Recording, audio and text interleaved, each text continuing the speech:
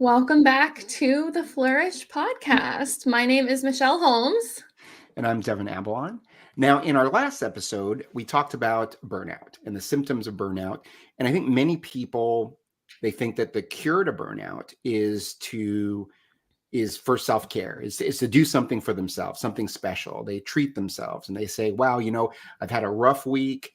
I'm going to get a massage, or I'm going to have that glass of wine, or I'm going to go out and treat myself. Kind of this very, it's kind of I've earned this. And so because of all of the work I've done throughout the week. And so now I'm going to treat myself to something like this, sort of a splurge. But you think about that response, you think about that, and is it really a cure to the problem itself? Is it really, solving the issue? And that's really what we want to tackle in today's episode. Yeah, absolutely. And I think that with self-care, with those things like the massage or the vacation that we're booking and really looking forward to, all of that certainly has a place. It's not like we don't need that care for ourselves and to do those special things. But I think the important takeaway here, the message is that is really a compartmentalized external solution to something that requires far more. Because in our last episode, going over those symptoms, these are pretty significant. And I think that they'll come back and be really frustrated that having a glass of tea at the end of the day, while that's a great practice to have, it hasn't fixed their burnout. It hasn't solved the issues that they're having. And so I think that really what we need is a much more substantial tool in our toolkit. And so my thoughts on this is that boundaries can be such a great part of the toolkit that we are using to recover, to gain back our vitality and to flourish. So while self-care is great, I don't think it's the full solution for people who are really in the midst of burnout. One of the ways that I think that self-care is not as great as setting appropriate boundaries can be is because self-care is pretty limited in terms of I have to maybe go somewhere or I need something for it, like typical modern self-care nowadays. We think about the glass of wine at the end of the day or something. Yeah. They take time. They take planning. That vacation might be amazing, but that vacation takes a whole level of planning and time off and finances. And so boundaries is something that everyone has access to. And they're fully personalized. They're fully available to every individual. And they're something that we can use moment by moment. Okay. So one of the crucial steps with boundaries and what makes them so powerful as, like I said, one of the tools in our toolkit is that to set really effective boundaries, we have to cultivate that self-relationship. So what that means is we have to start tuning in. Yeah. And in order for us to tune in, we are taking those pauses and we're taking those moments throughout our day. And we can do that a million times in the day, but we are able to really cultivate that relationship and make some improvements there, because I think a lot of people find themselves feeling a level of overwhelm or anxiety or resentment, and they have missed the signals along the way. Okay. So I guess what I'm hearing is, because, I think it's natural for someone to think, okay, I'm going to go to the movies, or I'm going to, take the weekend, go up to the mountains and just decompress, which again, I think as you alluded to, they're very important things to do. And, it's something that's enjoyable. But I think, we use those as mechanisms to give us that brief relief to the pressure, the anxiety that we're feeling on a day-to-day basis. And I think what I'm hearing is we need to look into ourselves so that we can alleviate that pressure. So before it builds up, or we don't feel the need that we have to go spend all that money on that vacation or that massage. Right? We keep going to massages, but a lot of different things. Is that kind of what you're aiming towards? Yes, Okay. exactly. Yes, I will say massages are also one of my favorite parts of self-care, that and acupuncture. But yes, so I think you're hitting the nail on the head there when it comes to, when I think of self-care, I do think of an external solution. And when I'm thinking of a boundary and us really working on that relationship of identifying where and how and what we need more boundaries for, that's internal. And that's something that we do have control over and that we are able to start taking action on in a moment by moment basis. Okay.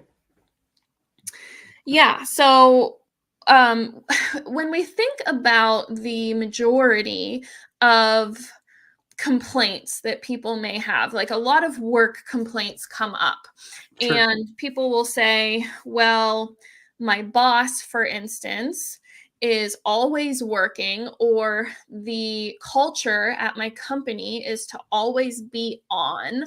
And so I really feel the pressure to consistently be on, to stay late, to work weekends, to answer the phone at 7 p.m.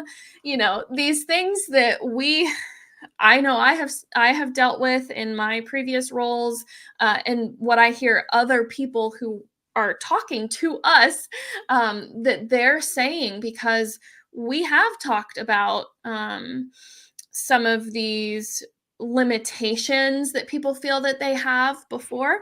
And so if someone says, okay, the culture is we must be on, or I have to meet the deadline, or I'm scared I won't have a job if I don't perform at this huge peak, then that gives us ample opportunity to be able to actually start to set some boundaries. Because what happens in these circumstances, that's just one very real example, but we have all these different things where throughout the day or throughout the week or someone's year, they have all of these examples of different things where they start building up on top of each other. And so we start to see the overwhelm. We start to see people feeling very resentful, or they're even feeling like they're not appreciated. And that the work that they do may not matter in the grand scheme. Like, there's many things that people begin to feel. And I'm saying that a lot of it could be remedied when we start to identify those signals throughout those like timing opportunities that we have when these things come up, these very real life examples come up. Everyone is so individual, but when they come up, then we are able to take a moment and determine what our course of action is. So when it comes to, like, the example I gave about the boss or the work culture that's always on, we are able to start setting some boundaries with that itself. We're able to say, okay, maybe I feel I really need to perform at this level, but I am going to start placing some boundaries on my free time. So I'm not going to answer that phone call at 7 p.m. or I'm not going to send the email or reply to the email that I get at 11 p.m. when I'm sitting in bed and I see an email come through. I'm not even going to open it. What I think is so interesting is when we really dissect what's going on with boundaries and what's going on with all these different symptoms that people have. Let's say anxiety as a symptom, overwhelm, resentment, disappointment, even just like feeling triggered.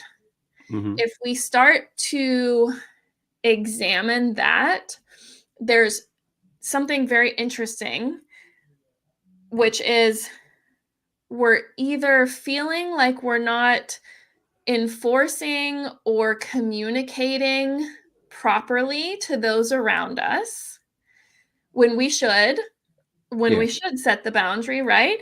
Or we're not enforcing a limit with ourselves. That's really what it kind of comes down to when we have a lot of these situations that have come up where we do end up feeling, let's say, triggered.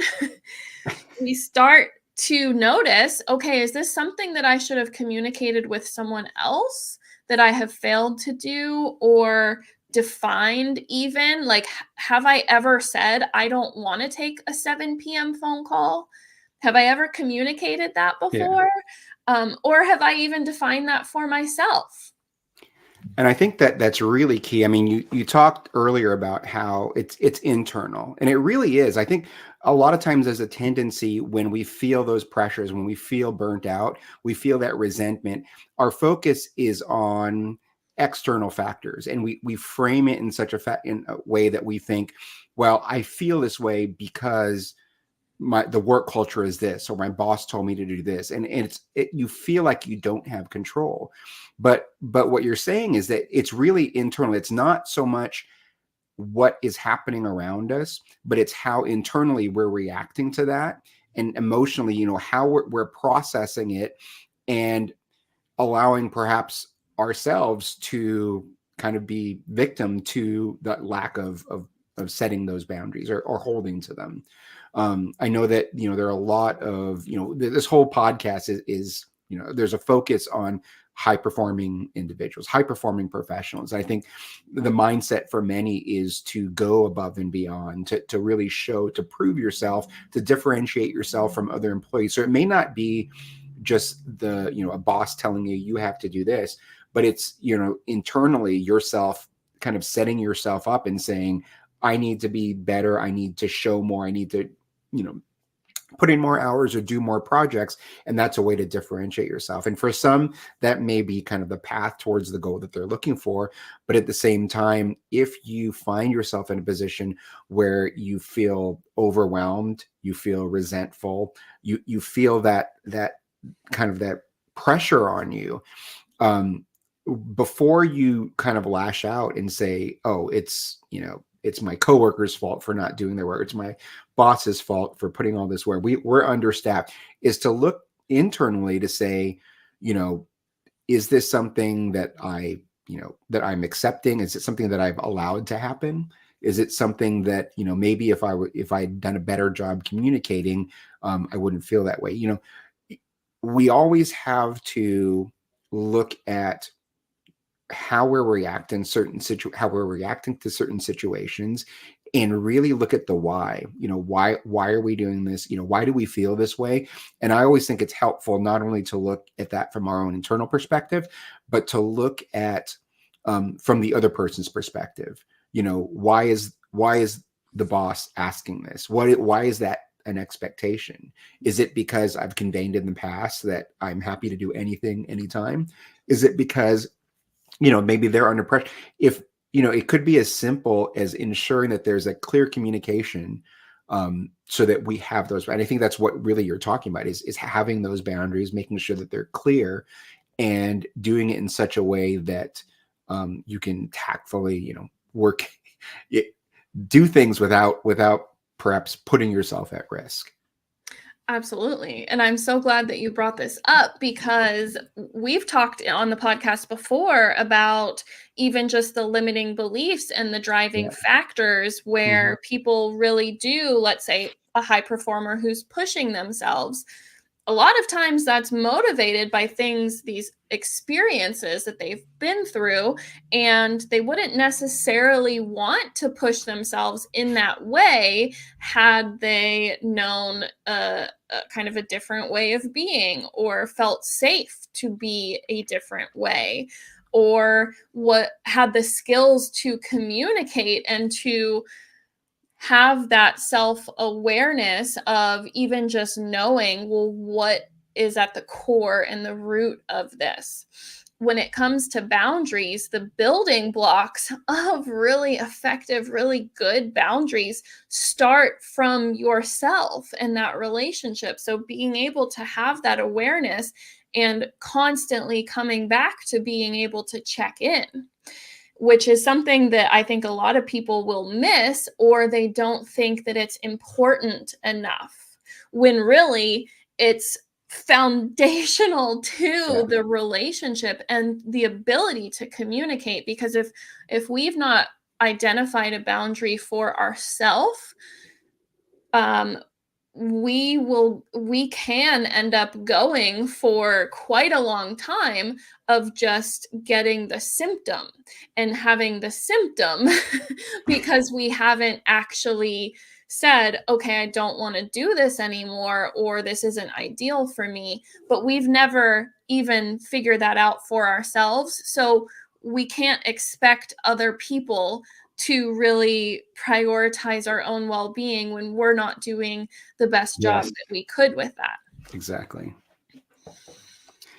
Yeah, and I think that this applies to all different areas. It's not just work.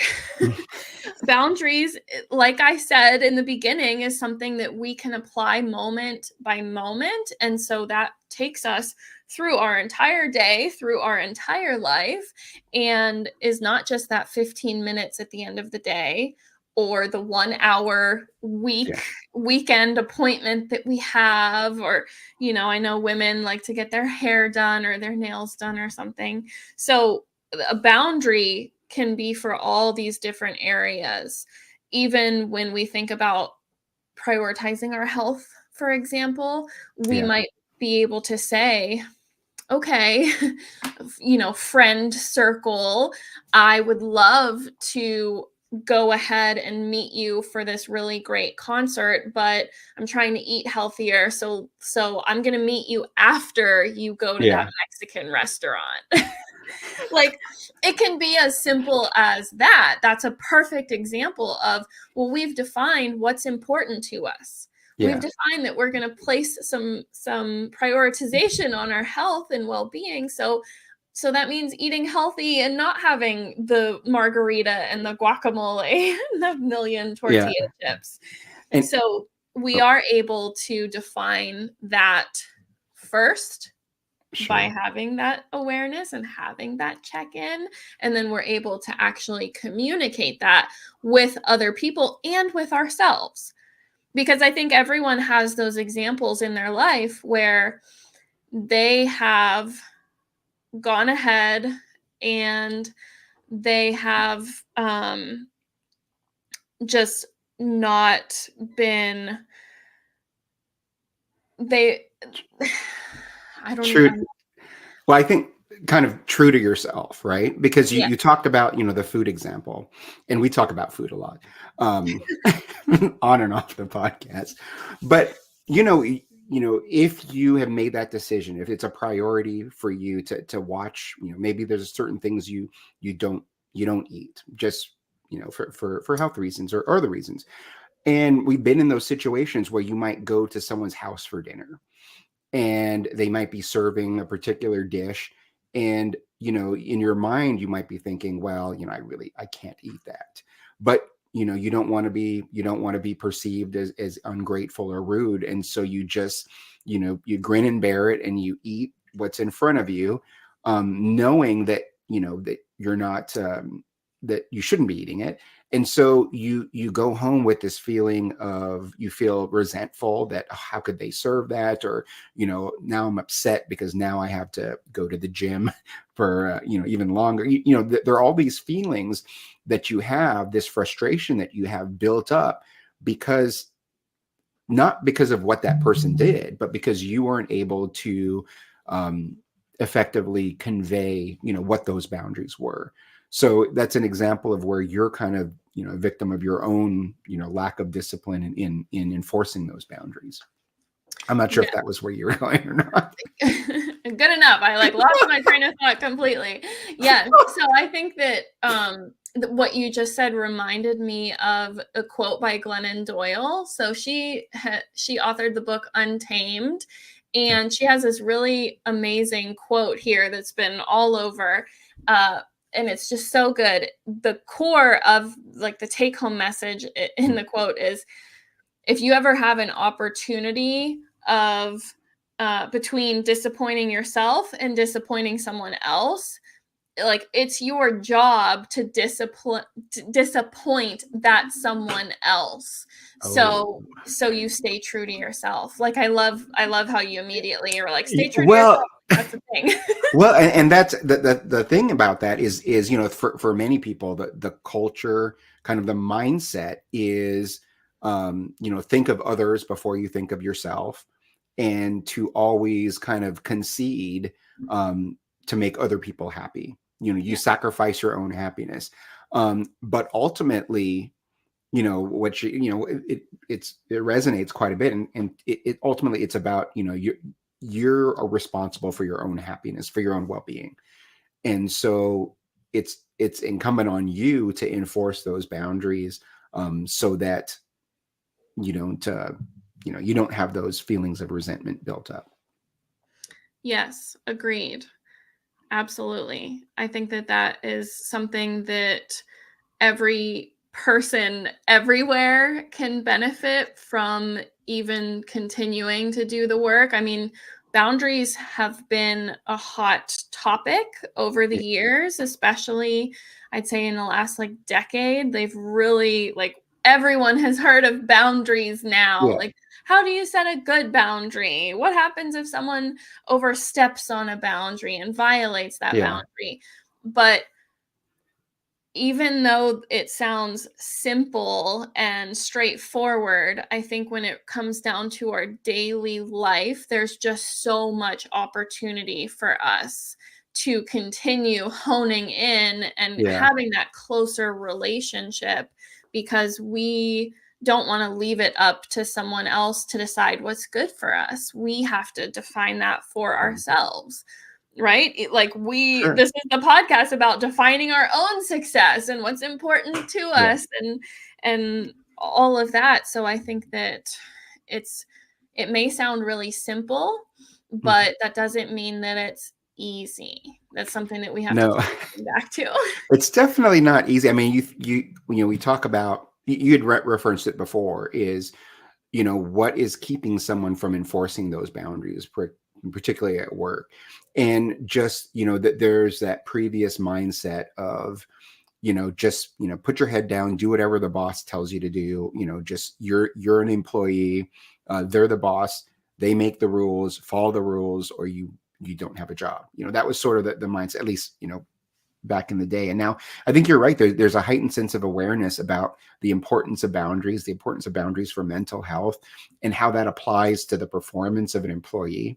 You can, if you have a situation where, your employees are constantly being taxed and overworked, how is that output? We talked in our last episode about how with burnout, you see that degradation in performance, and is that really going to be beneficial for the organization as a whole? And so, when you may feel uncertain that, by enforcing these boundaries, do I jeopardize my position within the organization? It's about really establishing and being able to build on, doesn't happen overnight, but building on the relationship you have with your boss, with the manager, to a point where there's a common understanding that both of both of you are focused on the well-being of the organization, and the best way for you to contribute to the organization is to have those boundaries.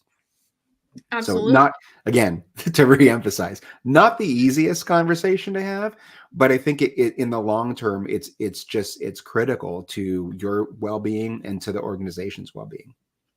Yes, yes. And while you were even mentioning that, it reminded me of there was a 2023 survey, Work in America survey by the APA, and they said that 95% of professionals surveyed said that it is either very or somewhat important for an organization to respect just the simple boundary of work and non-work time. Yeah. So I just think that that's like, so like, this is a conversation that's developing and continuing. And I think it's really great that even the organizations are becoming more aware of this, because the way that work has changed so significantly in the last few years, we need different boundaries now. We have remote workers. We have lifestyles that are different. Like, many people, their work life and their home life are kind of intertwined. And so, yeah, I think that this is just a really, really timely discussion to have. And coming back to the self check-in is so important as this continues to develop in everyone's life. Yeah, exactly. So if you find yourself at the end of the week, or maybe just throughout the day, and your immediate thought is, I'm going to go back to the massage. I'm going to get a massage this weekend. I'm going to do this, or I'm going to go out and have that, go out for drinks afterwards. Those are okay things. Obviously self-care is important, but what are you trying to solve? Why do you find yourself in that position? And, as you'd mentioned, it's so critical that you look not at those external factors that in your mind may be causing this burnout, but look internally to see, what is your mindset? Why do you feel this way? Why do you feel overworked? Is it because you were, not effective in setting or maintaining those boundaries? And so I think that's really, if you find yourself in that position where you're looking for that quick fix, it's better to find, the more permanent fix. And we were talking about this earlier today. It was like, it's like if you're driving your car and you have a leak in your tire, right? You can drive it all week. You drive it miles and miles. You drive it hard. But at the end of the week, your tire pressure is low. You've got to go to the gas station and refill it. So you refill it. Every weekend, you're going to the gas station, refilling it. Well, if you just take the time, look at the core problem and just fix the tire to begin with, then you wouldn't have that constant need to relieve that, I say pressure. It doesn't work with the tire analogy. I should have thought this through a little more, but that understanding that you don't have to find those sort of quote unquote quick fixes at the end of the week, or those sort of rewards to treat yourself after such a tough time. Is let's look internally and look at why you're experiencing that, so we can fix it at the core rather than try to get those quick reliefs. Yes. And that allows us to take back our power as well, because who wants to be victimized from external things? So we get to actually be a full participant in regaining our health and vitality. And I think that's a great thing. All right. So so we covered a lot in that little segment, and we've talked, in the last episode as well, about burnout. And we're not at all suggesting that setting boundaries is definitely critical, but it's not the solve all for all of this. It's just one very important aspect of it. And it's important in how you frame kind of your mindset around the struggles that you may be dealing with. We're going to be tackling more issues in future episodes. So stay tuned, and I guess we'll see you next time. Yes, we will see you next